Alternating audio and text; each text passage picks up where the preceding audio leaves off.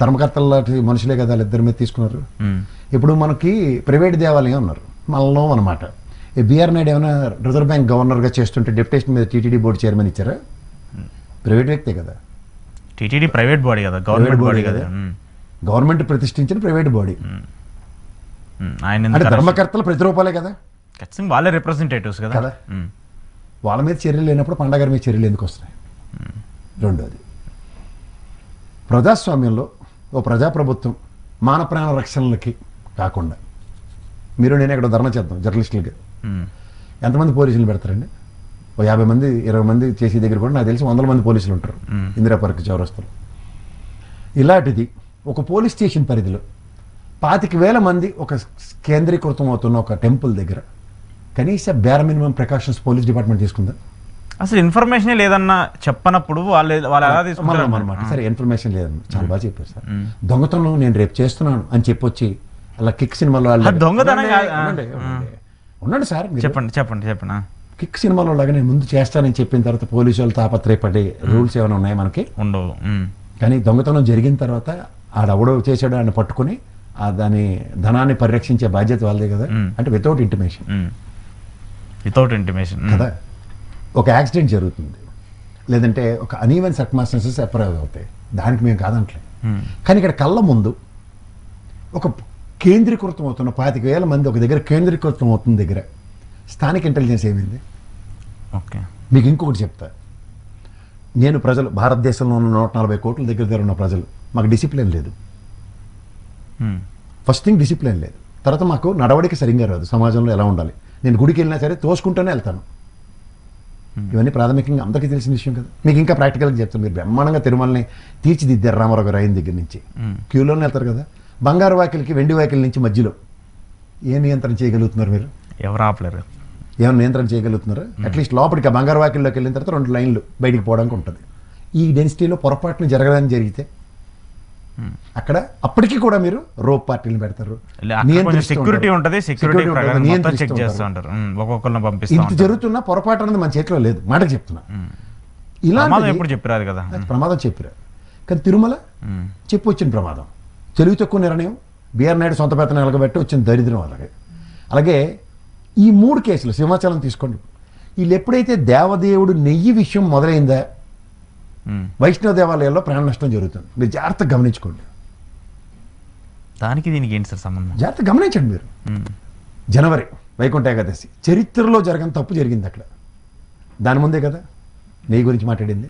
మొదటి ఉదాహరణ. రెండోసారి నెయ్యి టాపిక్ ఎత్తారు సింహాచలం. మూడోసారి ఈ ఎవడు మన వైవి సుబ్బారెడ్డి పియాడు ఎప్పుడో పోయాడు. 2018 19 పోయాడు. వెళ్ళి ఆయన దగ్గర ఉన్నాడు. ఇప్పుడున్న వేమిరెడ్డి గారి దగ్గర ఉన్నాడు. కానీ అపవాదం అంతా ఎవరిని వేశారు? 10 రూపాయల కమిషన్, తోటకూర అంతా మాడారు కదా. దాని పర్యవసానం కాసిపు. సార్ దానికి దీనికి ఏంటి సార్ సంబంధం? ఇప్పుడు మీరు లాజికల్ గా థింక్ చేస్తున్నారు, కానీ ప్రాక్టికాలిటీ ఉండాలి కదా. ప్రాక్టికల్ గా ఇప్పుడు దేవుడిని ఏదో అన్నారని చెప్పేసి, లేదంటే దేవుడి మీద నిందలేశారని చెప్పేసి ఇలా ప్రజల ప్రాణాలు దేవుడు తీస్తాడా? అంత బ్యాడ్ పర్సన్ ఆ దేవుడు? ప్రజలే ప్రత్యక్ష దేవుడు కదా. ప్రజల్లోంచి రెసిప్రొకేషన్ లేనప్పుడు నేను అదే ప్రసాదం 5 ఏళ్ళు పడి తిన్నాను.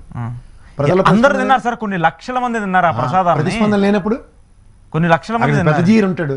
దైవ కైంకర్యాలన్నీ ఆగమ శాస్త్రానికి ఎగెన్స్ట్ గా ముక్కుపోయింది జీరది వాళ్ళు మాట సార్. ఇప్పుడు దీంట్లో దాన్ని ఏమంటారంటే పోర్ట్లో తయారు చేసే లడ్డూలో అక్కడ క్వాలిటీ టెస్ట్ ఉంటుంది. అందరు ఉంటారు, వాళ్ళు ప్రసాదం తయారు చేసేటప్పుడు కనీసం తెలుస్తుంది. మీ వృత్తిలో నేను కానీ మీరు కానీ పొరపాటు మాడితే ఇక్కడ సభాముఖం క్షమాపణ చెప్తారు. బాధ్యత లేకుండా సార్ ఇదేంటి నెయ్యి ఇలా ఉంది స్వామివారిది కదా అన్న బాధ్యత లేదా? ఈవెన్ ఆ నెయ్యి డొనేట్ చేసిన వాళ్ళు చాలా మంది ఉన్నారు సార్. నాట్ ఇప్పుడు ఉన్నటువంటి బీజేపీ ఉన్నారు, హిందూ ధర్మశాస్త్రాలు ఉన్నారు, చాలా మంది చెప్తున్నా. తలా తోక లేకుండా దైవ సన్నిధిలో దేవుడు ఆగమ శాస్త్రానికి విరుద్ధంగా మాట్లాడిన మాటలకి పర్యవసనాలు ప్రజలే అనుభవించాలి. ఎవరు అతిథులు కాదు సార్. మేబీ మీరు అలా కన్ఫైన్ చేస్తారు, కానీ నేనైతే అలా కన్ఫైన్ 3 జరుగుతున్నప్పుడు ఈ మధ్యలో ఆటల రెడ్డి పండులాగా జోగి రమేష్ ఎందుకు వచ్చాడు? ఇప్పుడు టాపిక్ డైవర్షనే కదా. ఇప్పుడు నేను ఈ మాట అనగానే మీరు ఎలా రియాక్ట్ అయ్యారు? ఖచ్చితంగా ఇంపాక్ట్ ఉంటుంది కదా జనాల్లో కదా. ఇప్పుడు జోగి రమేష్ అరెస్ట్ చేస్తే నేనేమన్నాను మళ్ళా అనమాట, నెయ్యి టాపిక్ ఎత్తగానే ఇలా జరుగుతుంది అన్నాను. మీరు కాంట్రడిక్ట్ చేశారు. కానీ జోగి రమేష్ విషయంలో తలతోక లేకుండా సంవత్సరం బట్టి లెక్కర్ స్కామ్ అని చెప్పి దొరికినట్టు వేసారు కదా 44 మందిని వేశారు. ఎవరు ఇంక్లూడింగ్ మిథున్ రెడ్డి, విజయసాయి రెడ్డి నేమో వచ్చి 4 రోజుల కోసం వచ్చి 4 మీద చాడీలు చెప్పు, పేర్లు కొత్త పేర్లు చెప్పు అని పిలుస్తున్నారు కదా. పిలిచినప్పుడు 4 నెత్తున్నారు కదా లోపలికి అరెస్ట్ చేస్తున్నారు కదా. జగన్మోహన్ రెడ్డి టెరిటరీలో ఉన్న ఓఎస్డీ కృష్ణమోహన్ రెడ్డిని, ధనంజయ రెడ్డిని ఉన్న కోటరీ మొత్తం వెళ్ళారు కదా. ఎవరు అతిథులు కాదు కదా. ఇప్పుడు ఇంత జరుగుతున్నప్పుడు ఇప్పుడు మళ్ళీ అనమాట అరే ఈ స్టూడియోలో కొంచెం ఇదన్నప్పుడు ఆ స్టూడియో చేస్తున్నాం అంటాం. అలా ఈ స్టూడియోలో ప్రాబ్లం ఉన్నది అక్కడ కూడా అది రిపీట్ అవ్వకుండా చూసుకోవాలన్నది అలా చెప్తారా మీరు చెప్పరా? ఖచ్చితంగా చెప్తారు. అలా సంవత్సరం బట్టి లెక్కర్ స్కామ్లు అందరూ చేస్తారంటే ప్రభుత్వం రాగానే అరే జనార్దన్ రావు నీతో నేను లెక్క వ్యాపారం చేస్తాను, మా ప్రభుత్వంలో కుదరలేదు ఎందుకంటే ప్రభుత్వం మద్యం అమ్మింది కాబట్టి ఇప్పుడు ఈ పత్తి వ్యాపారం మనం చేద్దాం అనడం జోగి రమేష్ అడుగుతాడు. పైపెచ్చు ఆ జనార్దన్ రావు గారు ఎవడాడు అసలు ఆడే పార్ట్ 2 బ్యాచాడు. పార్ట్ 1 వాడు ఆ జయచంద్ర రెడ్డి గారు ఆయన ఎందుకు అట్లే అసలు ఆయన ఎక్కడున్నాడో ఫోన్ పోయింది అన్నాడు. మనకి చెప్పిన మాటలేదే కదా. ఫోన్ పోయి షర్ట్ మార్చి ఒక దిక్కుమాల వీడియో చేశాడు. ఆ వీడియోలో ఏమైనా జోగి రమేష్ పేరు చెప్పాడా? ఫస్ట్ దాంట్లో చెప్పలేదు, రెండో దాంట్లో చెప్పాడు. అదే ఏంటిది ఆడికి స్క్రిప్ట్ ప్రకారం బాగా నటించలేదు కాబట్టి ఈ రోజు అలా చూడు బ్రహ్మానందం గడు డైలాగ్ మధ్యలో మర్చిపోతాడు, మళ్ళీ మొదటి నుంచి పరబ్రహ్మ అని పాట పాడి మొదలెడతారు. సినిమా చూసారా? అలాగా వీడు ఆ జోగి రమేష్ పేరు మర్చిపోయాడని కొత్త వీడియో ఇంకోటి రిలీజ్ చేశారా? నేను తల తోక ఉందా మనలమ్మ అనమాట. ఆల్రెడీ లెక్కర్ స్కామ్లో కోర్టు వాళ్ళకి ఎలాంటి ముట్టకెళ్ళేస్తుంది తెలుసా? ఏంది సేమ్ ఛార్జ్ షీటు పేరు మార్చి ఆడికి పేరు చెప్పాడు ఆడి పేరు చెప్పాడని మన నెత్తికి తెస్తారు ప్రతిసారి. ఈ దిక్కుమాల రిమాండ్లు ఎంతకని పెంచుతానో ఒక పక్క నెత్తి వహిస్తుంది. దానికి ఇంప్రూవ్డ్ వెర్షను వీళ్ళ మీద ఎప్పుడైతే అపవాదం వచ్చిందో మీరు జాగ్రత్తగా గమనించండి. తంబాలపల్లిలో అడవడండి జయచంద్ర రెడ్డి ఎవడపరతు నిలబడ్డాడు, తెలుగుదేశం తరఫున నిలబడి ఓడిపోయినాడు. ఆడు దొరకగానే ఫస్ట్ ఇది పెద్దారెడ్డి తాలూకా, పెద్దారెడ్డి తాలూకా. ఈడెక్కడ దొరకగానే జోగి రమేష్ తాలూకా, అక్కడ మొలకల చెరువు తంబాలపల్లి, ఇక్కడ ఇబ్రహీంపట్నం జోగి రమేష్. అంటే వీళ్ళ కాన్స్పిరసీ థియరీ ఏంటంటే ఎంతసేపు వైఎస్ఆర్సీపీతో ముడెట్టేస్తే మా పని అయిపోద్ది. అసలు చేసిన దరిద్రుడు మాయదవా అని మాత్రం ఒప్పుకోరు. మీరు కోటకొట్టుకు వెళ్ళండి, నీకు ఉప్పు కావాలనుకో, ఉప్పు కావాలంటే ఆడి దగ్గర లేదని చెప్పడు, పప్పు ఉంది సార్ అంటాడు.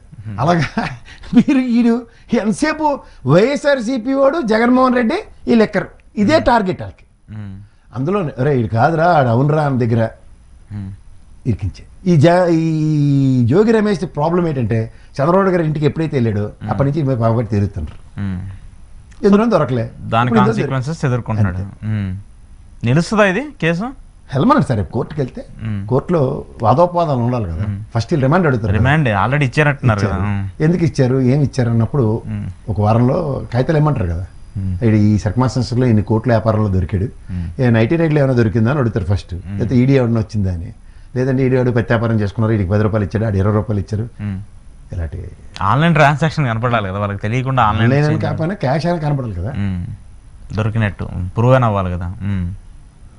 సో ఏం నిలబడదు అంటారు మీ దృష్టిలో? అంటే బేసిక్గా ఇప్పుడు ఎందుకంటే ఇంత నిలబడ్డం అనేది పక్కన పెట్టేసి ఇది పొలిటికల్ వెండక్ట్ కింద జరుగుతుందని ఈజీగా తెలుస్తుంది. అందులో మీకు నేను చెప్తుంది అదే, చంద్రబాబు గారి ఇంటికి ఎప్పుడైతే వెళ్ళాడో ఆ రోజు నుంచి తనకి అరెస్ట్ తథ్యం. ఇప్పుడు మీరు అబ్జర్వ్ చేయండి, కుల ప్రాతిపదిక మీద అన్న వంశీగా తప్ప ఇంకెవరైనా అరెస్ట్ చేశారా? అవినాష్ చుట్టూ ఉన్న వాళ్ళందరినీ ఎత్తేస్తున్నారు. అవినాష్కి ఒక్కడికి ఎందుకు ఎక్సెస్ వస్తుంది? దేని అనుమానం వాడనా? అంటే ఇప్పుడు అంటే మీరు చెప్పేది ఏంటి, సామాజిక వర్గాన్ని వాళ్ళు మాత్రం పరిరక్షించుకున్నారు, మిగతా సామాజిక వర్గాన్ని అరెస్ట్ ముందు ఫస్ట్ ప్రయారిటీ అంటే ఇది దీంట్లో కూడా ఇక్కడ సామాజిక వర్గాలు వస్తాయి అరెస్టుల్లో. ఏం కనబట్టలేదు, కృష్ణగిరి కనబట్టలేదు. మరి ఎందుకు రెడ్డి సామాజిక వర్గం అరెస్ట్ చేశారు? జగన్మోహన్ రెడ్డి తరపులోనే కృష్ణమోహన్ రెడ్డి, మిథున్ రెడ్డి, ధనంజయ రెడ్డి వీళ్ళందరూ అంతే. ఈ అరెస్టుల్లో కూడా సామాజిక వర్గాలను తీసుకొస్తున్నారంటే మరి అది మీరు చూడండి, కావాలంటే తప్పు చేసిన వాళ్ళందరూ కులం మారితే లేదంటే తక్కువ కులం వాళ్ళు అయితే వాళ్ళని ఏదైనా చేయొచ్చా? ఇది ఇది ఇది ఎలా కరెక్ట్ అవుతుంది ప్రసాద్ గారు? జరుగుతుంటే కూడా కరెక్ట్ అవుతుందండి. మళ్ళీ అన్నడికి నేడు చేయాలి. మీరే చెప్పారు కదా, ధనంజయ రెడ్డి, కృష్ణమోహన్ రెడ్డి, మిథున్ రెడ్డి, విజయసాయి రెడ్డి చెప్పిన శాడీలు, రాజకేశి రెడ్డి, అదంతా మొదటి బ్యాచ్. రెండో బ్యాచ్ సరే చూద్దాం మరి దానికి సంబంధించి మరి కాదు. అసలు ఎవడైనా తల తోకొన్నాడు ఆలోచిస్తే సంవత్సరం బయట వైఎస్ఆర్సీపీ వాళ్ళకి సొట్ల పెట్టేస్తారు కేసులు చుట్టూ అని చెప్పినాడు, ప్రాణాలు తెగించి వ్యాపారం చేస్తాడు. మళ్ళీ పోనీ జస్ట్ లాజికల్ మాడదాం. జోగి రమేష్ ఈయన ఇద్దరు మంచి ఫ్రెండ్స్ మీరు అన్నట్టు శబాస్. మన లెక్కర్లన్నీ సిండికేట్లే కదా, వైన్ షాప్లో లేకపోతే బార్లో ఏమైనా ఇద్దరు కలిపి ఏమైనా వ్యాపారం ఉందా? టెండర్లు వేసి లేదా నువ్వు పోని డబ్బులు ఇచ్చాడు జోగి రమేష్. ఇందులో పార్ట్నర్ సార్ మా ఇద్దరం షాపులో partner partner అని ఆ స్టేట్మెంట్ ఇవ్వాలి కదా జనార్దన్ రావు గారు. కానీ వెరైటీకి ఇచ్చాడు, డబ్బులు ఇచ్చాడు తీసుకున్నాడు. డబ్బులు ఇచ్చాడు తీసాడు. ఈ దిక్కుమాల వ్యాపారంకి ఏది కుటీర పరిశ్రమకి బెల్ట్ షాపులకిను ఎంఎస్ఎంఈ యూనిట్ అయిన ఇబ్రహీంపట్నంలో తయారు చేసి షాప్కిన ఆయన జనరలైజ్ చేద్దాం. ఇప్పుడు ఎవడో సెల్లర్స్ జోగి రమేష్ వెనకాల తిరిగి వాడు సెల్లర్స్ వాడు జనార్దన్ రావు గారితో తిరిగి వేసాడు టెండర్, దాంట్లో ఇలా ఈ వ్యాపారం చేసాడంటే అది పట్టు. జోగి రమేష్కి ఆ అవకాశం ఉందా లేదా? నిజంగా జనార్దన్ రావు గారు అంత క్లోజ్ అయినప్పుడు అరే నువ్వు లెక్కర్ షాప్ టెండర్ లేతున్నావు కదా, నాకు 10% ఇవ్వరా 20% ఇవ్వరా అని అడుగుతాడా? నువ్వు చేసి ఈ దిక్కుమాల వ్యాపారంలో నాకు పార్ట్నర్షిప్ అని అడుగుతాడు. జనరలైజ్ చేద్దాం.